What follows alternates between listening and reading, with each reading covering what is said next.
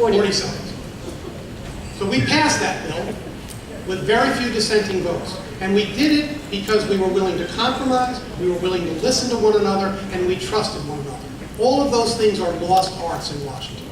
The way to fix Washington is for individual members to commit, to be willing to work with one another. And that's something I have done in the 12 years that I've been there. Almost every bill that I've ever offered for filing has been co-sponsored by a Republican. I'm sought out for my involvement, particularly in areas having to do with the environment and higher education on both sides of the aisle. I am committed to being a constructive, positive, pragmatic, solution-oriented member of Congress. That's what I've done, and that's what I'm going to continue to do.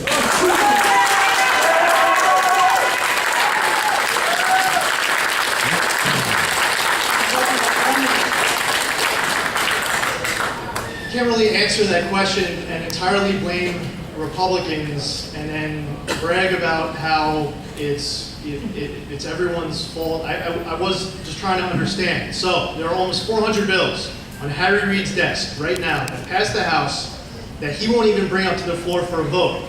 Sheila Jackson Lee, who is one of the colleagues of the incumbent, a Democratic congresswoman, has had more votes on bills in the House than every single Senate Republican combined.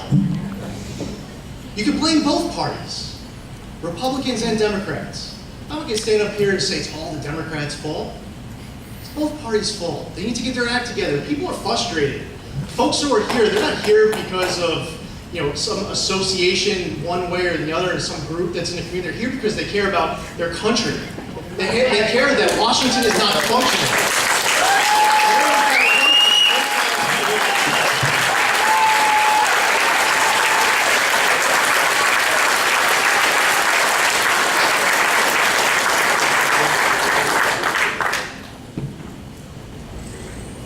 The next question is for Mr. Bishop. Mr. Bishop, proposals to replace Medicare with a voucher system and privatize, as you call it, Social Security, are another source of partisan division. Your website says you're against these ideas, but on the website you offer no alternatives. Why are they bad ideas, and what are the alternatives to those proposals? Let me start with Social Security.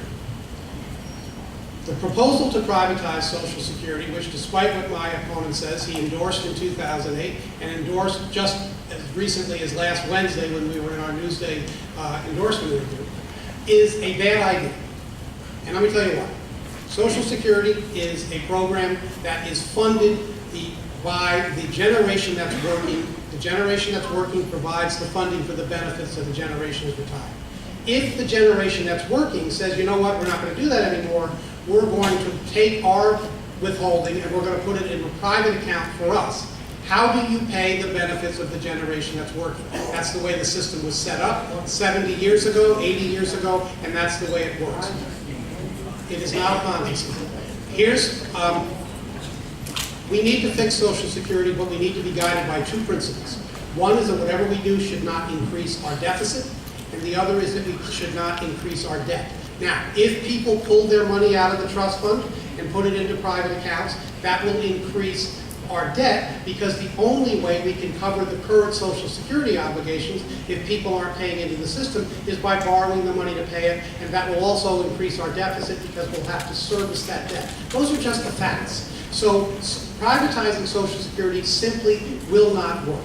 There are lots of things that we should be looking at. We should be looking at the Social Security Disability Program, which needs reform. We should be looking at least in isolated ways, of lifting the cap. Right now, the cap is $117,000 of income. We have not taxed or increased the taxes for anyone in this country under $250,000 since 1993. Perhaps what we should look at, and I'm saying we should look at, okay, is we have a donut hole between 117 and 250, and then we have the Social Security tax kick in again at 250. But here's the thing. Social Security is very close to being fixed. When the trust fund runs out of money in 2033, we will have enough revenue to pay then 75% of the obligations. So do we have a problem? Yes. But is it a problem for the entirety of Social Security? No. We have to find 25% to fill that hole, and I hope coming together without trying to point fingers and without trying to assess blame, such as what happened in 1983 when Social Security was fixed for 40-some years, we can do that. On Medicare, the voucher system that's proposed is destructive of Medicare. It would change Medicare as we know it. The estimate is that right now, senior citizens pay about 30% of their health care. And Medicare and other insurances that they have pay about 70%. If we move to the voucher system that has passed the House of Representatives several times, Republicans voting for it, Democrats voting against it, that number would go to about 60%. I simply cannot support that. And Time is up.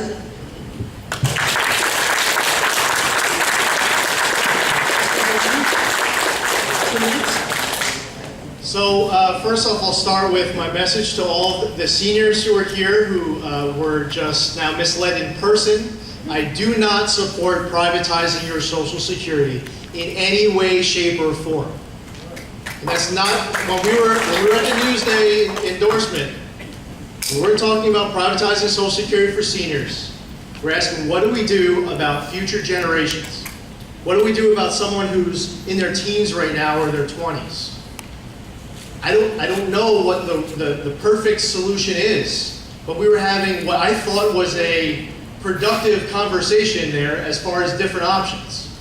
But what happens is as soon as you leave the room of the productive conversation, people who want to get elected so badly will then come to a room like here and take what I said and say that I want to privatize your Social Security, which is not true. Probably will take the soundbite and try to cut that up for YouTube in a few minutes. As far as Medicare goes, Obamacare actually cuts Medicare by over $700 billion. Obamacare cuts Medicare Advantage by over $150 billion. So we have to be intelligent with the legislation that we passed to make sure that we are not making the challenges worse instead of better. I would actually argue that one of the most destructive things that have happened to either of those programs over the course of the last 10 years was Obamacare.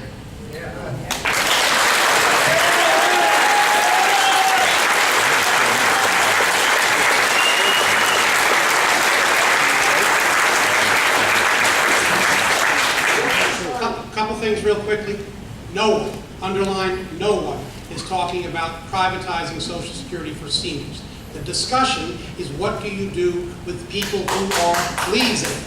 And what Lee said when we were in Newsday was that for someone his age, they should have the option of putting money in a private account. Now, that's privatization, folks, so I don't know what's worse. I don't know what's that he thinks privatization is a good idea, or he's running for Congress and he doesn't know what privatization is. So, I think that with respect to Medicare, what the Affordable Care Act does for Medicare is it actually expands opportunity. It prolonged the viability of the trust fund by 16 years. It provides free screenings, free wellness visits. And we've been talking about this $770 billion out of Medicare for 4 years. No procedure that Medicare covered pre-Medicare, pre-Affordable Care. Thank you, I appreciate that.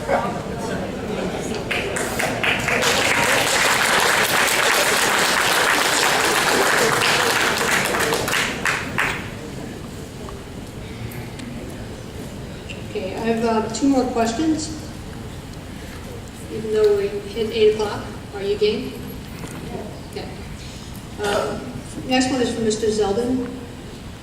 What should the U.S. do about, we mentioned ISIS before, that's on my list, about the growing threat of ISIS in the Middle East? What can we do? What should we do? The president gave a speech around September 10th, and that was his strategy for destroying ISIS. That followed a few weeks of bad PR after he said that he had no strategy, and then he made his announcement that was the strategy. His strategy is going to be effective in temporarily disrupting some of the operations of ISIS. You will be able to kill some of the bad guys. You will be able to take out some of the command and control. You would be able to take out some of their logistics. It has a 0% chance of destroying ISIS. I wish I could stand here and tell you that his strategy is going to work at destroying ISIS. When I was in Iraq in 2006, I had a chance to meet these Iraqi military and Iraqi law enforcement. It is a victory to get them to show up to work. If they have a precinct that is hundreds of feet from their house and not expecting any threat whatsoever that day, we can't even get them to show up there. So for them to be able to travel hundreds of miles away and for them to kill this element that makes Al-Qaeda look like Boy Scouts, it's not going to work. They're not well trained. They're not fighting out of love for country and patriotism to uphold the Iraqi constitution, way of life, and rule of law. They care about their family. They want to get a paycheck, but they have no desire at all to go to Western Iraq and kill ISIS.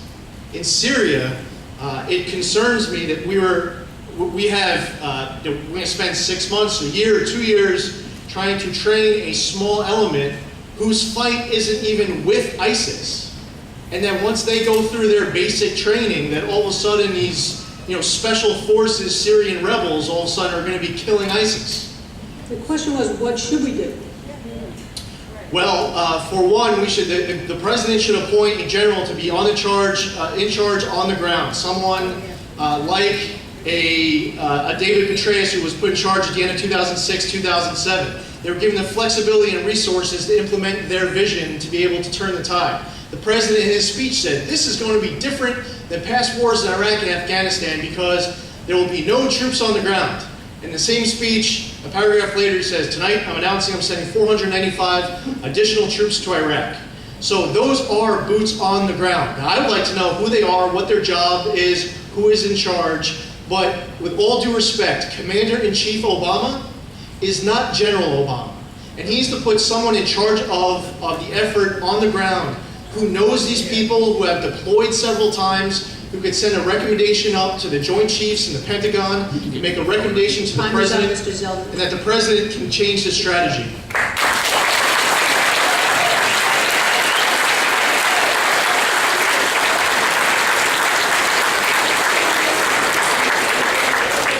ISIS is a very serious threat, and it is a threat that could eventually reach our shores, and it's a threat that certainly imperils the safety and stability of the Middle East and our allies in the Middle East. So we have to deal with it. Now, the strategy that my opponent refers to as the President's strategy, it's not the President's strategy, it's the administration strategy, which includes the Joint Chiefs of Staff, is one that would keep our role limited to training and arming the Iraqi army, which we've already spent $30 billion training and equipping, and training and equipping the moderate Syrian opposition and supporting the Peshmerga, and all of that would be supported by airstrikes from us and other nations in the coalition.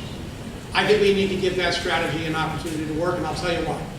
The reason I say that is that this cannot become another Middle East conflict between the Christian West and the Muslim Middle East. Let us remember that when we went to Iraq in 2003, we went there to depose a dictator. We did, in about 5 minutes, and defeated his army in a couple of weeks. And then found ourselves there for 11 years, fighting enemies that did not exist when we invaded.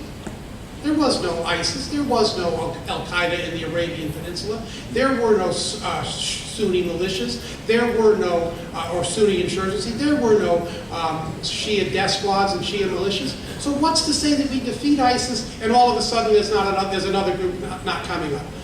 General Dempsey was asked, how can we defeat ISIS in 90 days? And he said it can't be done.